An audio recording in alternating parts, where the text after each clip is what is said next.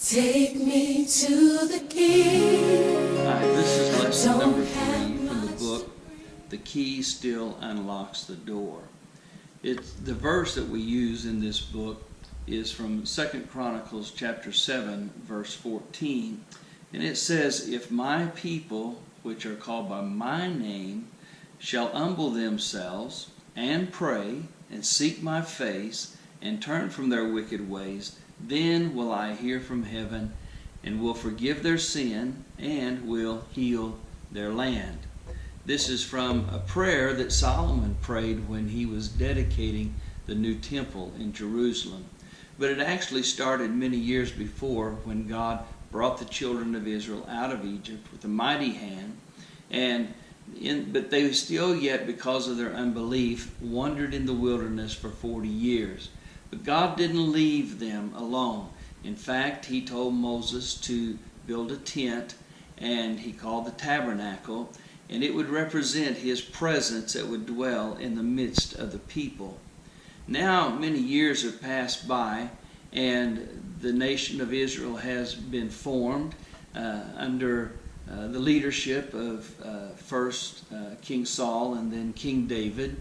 And David desires in his heart to build a permanent place where God's presence can be represented.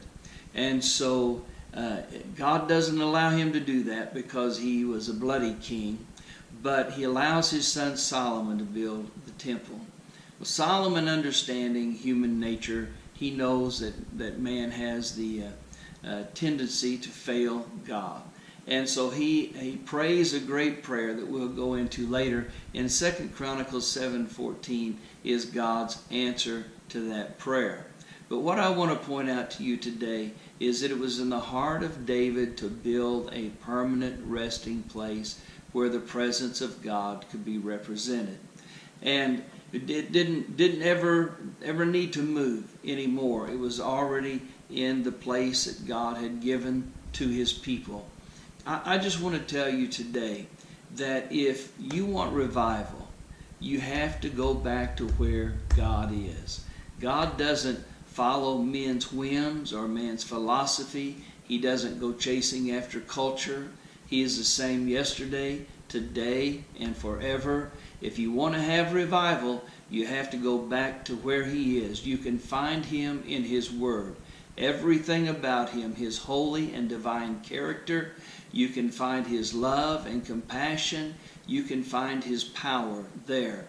So today, in our nation, needing revival so much, I encourage you to go back to the Word of God and to find out who God really is and to serve Him in the way that He deserves to be served.